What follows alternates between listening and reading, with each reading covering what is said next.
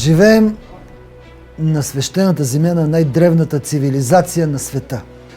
Живеем в прекрасната България, една страна, където сме се родили и сме се раждали много пъти преди.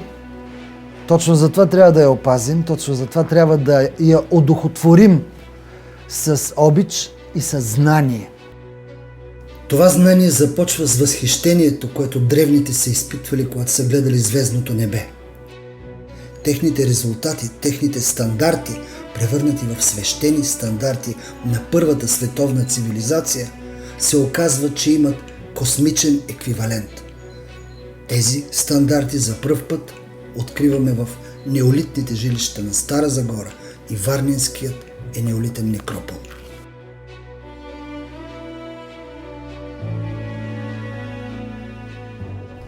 Скромността, която българите проявяват по отношение на своето далечно минало, е нещо, което аз и приветствам, и се опитвам да променя. Защото ние имаме нужда от ново самочувствие. Имаме нужда от истината за нас самите, за нашия произход, за нашите гени, за родовата ни памет. И затова смятам да тръгнем на едно пътешествие на духа.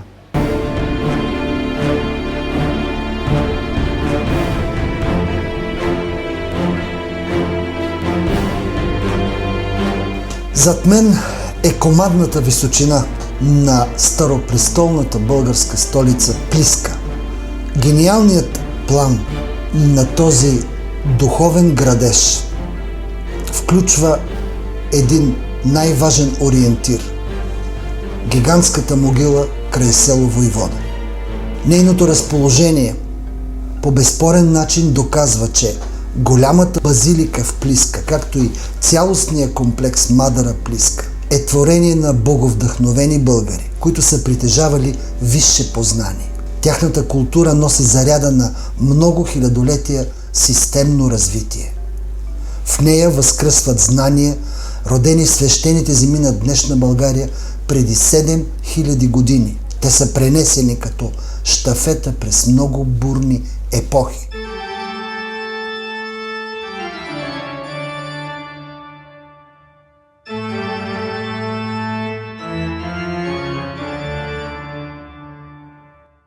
Да разгледаме стандарта на златната плоча от Варненският неолитен некропол. Той е въплъщение на древна мяра с космичен еквивалент. Затова не е чудно, че откриваме свещената мяра от Варненския некропол, свързана с дължината на златната плоча, в сакралния план на комплекса Мадара Плиска. Още по-интересно е, че златната плоча от Варна носи в себе си и първата нарочна употреба на златното сечение като пропорция. Паметта на основите е неунищожима. Тя съхранява извисена мисъл, която е гледала на човешките градежи сякаш от космоса. Истински шедьовър на такъв възглед е увековечен между Мадарското плато и всеславната могила до село Войвода. Той доказва духовната мощ на своите създатели, първата система от пропорции. Нещо повече, дала на света възгледът, че самата Вселена не е вместилище на материални обекти, а е именно такава система от пропорции.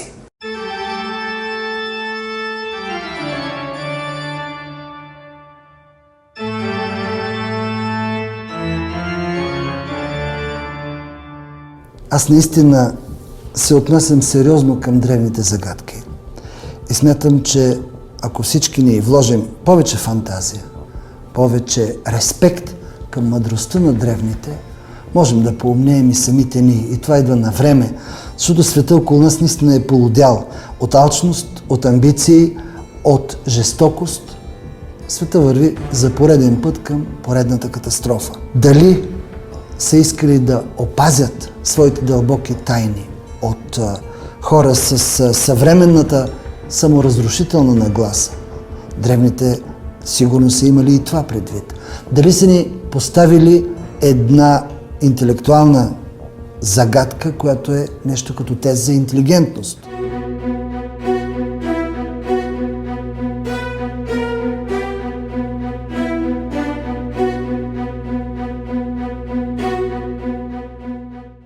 законите, по които е устроен светът, космичните стандарти и стандартите, по които са творили нашите предци преди 8 хилядолетия и от тогава нататък, те са всъщност едни и същи.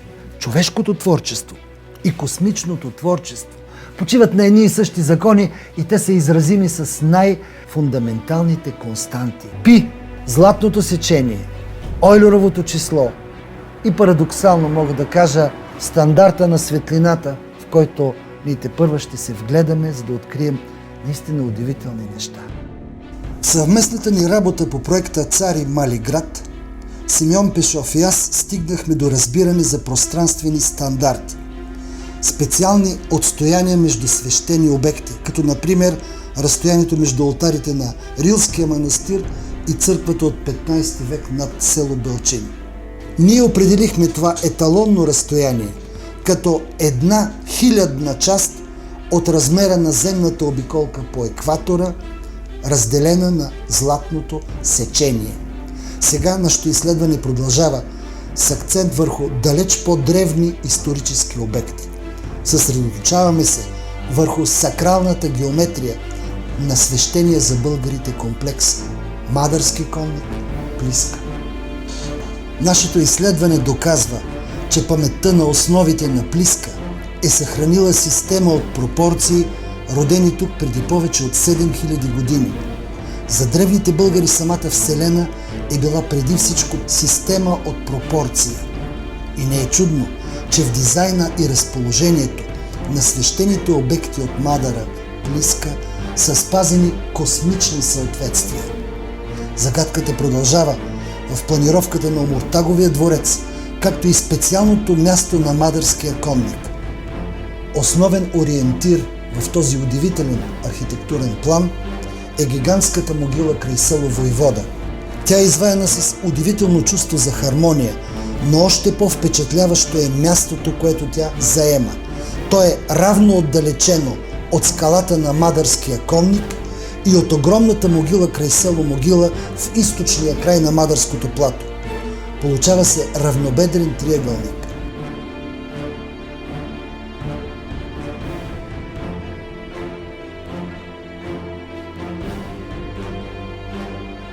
Кана Силбиги Омуртаг е написал върху прочутите си колони, че 20 000 растега е разстоянието, използвано при издигането на всеславната могила между стария и новия му дом.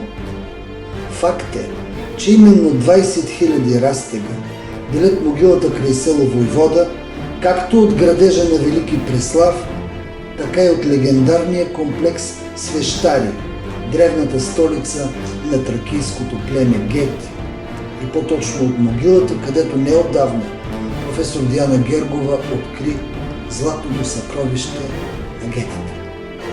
Дали пък Омуртаг не е първостроителят и на Велики Преслав? Дали не е живял и в сакралните предели на Свещари? От прочутия надпис на Омуртаговата колона става ясно, че великият воин-строител, който измерил земята, е използвал стандарт равен на 20 000 растега. Удивително е, че този суперстандарт е в сила и за отстоянието на Велики Преслав от върха на гигантската могила край Войвода, както и за разстоянието между същата тази могила и сакралния комплекс Свещари. Случайно ли е това? Или свидетелства за по-дълбинна цивилизационна връзка, приемственост на културния генотип между траките и древните българи? Тук ще се фокусираме върху откритието, че свещената за Омуртаг мяра от 20 000 растега има и конкретно научен смисъл. Той е свързан с разликата между екваториалния и полярния диаметър на Земята – около 42 700 метра. С колегата Лъчезар Костов измерихме разстоянието между портала на цитаделата и върха на могилата при Войвода. То се оказа около 7 км и 200 метра. Ако го сравним с разстоянието от могилата Войвода до Мадърския конник, ще се окаже, че първо, дворецът на Омуртаг лежи точно върху тази ос и второ, лежи точно в златното сечение на разстоянието от Мадърския конник до могилата в село Войвода. Тук е въплатен строителният гений на Омуртаг. Великият войн измерил земята и оставил върху прочутата си колона надписа «Човек и добре да живее, умира и друг се ражда». Нека роденият по-късно, като гледа този надпис, да си спомня за оногова, който го е направил. Взирайки се в основите на Омуртаговия дворец и голямата базилика в Плиска, осъзнаваме, че Кан Асиобиги Омуртаг е имал предвид нещо много по-значимо, когато е писал «И след като измериха земята». Местоположението на свещените сгради в рамките на сакралния комплекс Мадара Плиска има изумителни характеристики. То свидетелства за висше познание, което боговдъхновените българи са прилагали на практика в хода на строителството. Генералният план на комплекс и особеното място на голямата базилика свидетелстват за мощна геометрична интуиция и методи на ориентация в пространството, които напомнят за поглед от космоса. Очевидно, прадревната мъдрост, както на небето, тъй и на земята, има своята вечна логика и неунищожимо присъствие в паметта на основите. Още в началото отбелязах, че за древните българи Вселената е била преди всичко система от пропорции. Към такова разбиране се придържат и авторите на този филм. Ние доказахме нещо, което на пръв поглед изглежда невероятно, немислимо. Показахме, че стандартът, използван от Кан Асиобиги Омуртаг в планирането на неговите земни градежи, изразява характерна особеност на Земята като планета. Но нещо повече, същият този стандарт, умножен по една определена константа, отговаря на диаметъра на Слънцето като космичен обект. Какво е знаел Омуртаг, което ние и днес не знаем или не разбираме?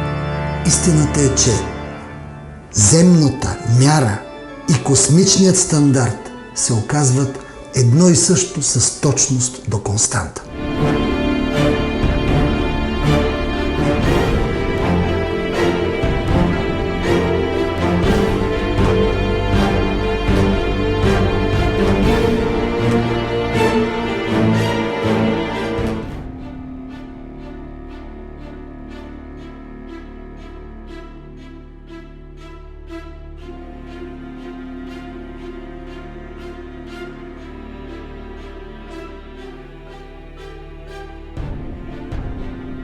Удивително е, че стандартите, утвърдени от тази най-древна, а може би и в целия свят, суперкултура, са запазени и предадени като щафета много хилядолетия по-късно. Именно те триумфират в гениалният архитектурно-геометричен план на сакралния комплекс Мадара Плиска. Нашето съвместно проучване започна от една дръзка хипотеза. Тя се оформи при анализа на най-древното обработено злато на света – мистериозното съкровище на Варненския некропол, включващо над 3000 златни предмета от средата на 5-то хилядолетие преди Христа. В техните размери и пропорции, според нас, е закодирано системното познание на първата европейска цивилизация. Тя е възникнала в свещените земи на днешна България. Но връзката ни с нея не е само географска. Тя е в гените на познанието, в паметта на основите на голямата базилика и двореца от Плиска. Е съхранена не само информация за архитектурни постижения и строителни умения. Съхранена е архитектониката на духа, с който нашите сънародници винаги ще се гордеят. Дългът ни към ония, които са градили и бранили този български дух, е да продължим градежа, да възправим отново снагата на голямата базилика, в знак на приемственост за целите и държавотворната посока на историческото ни развитие.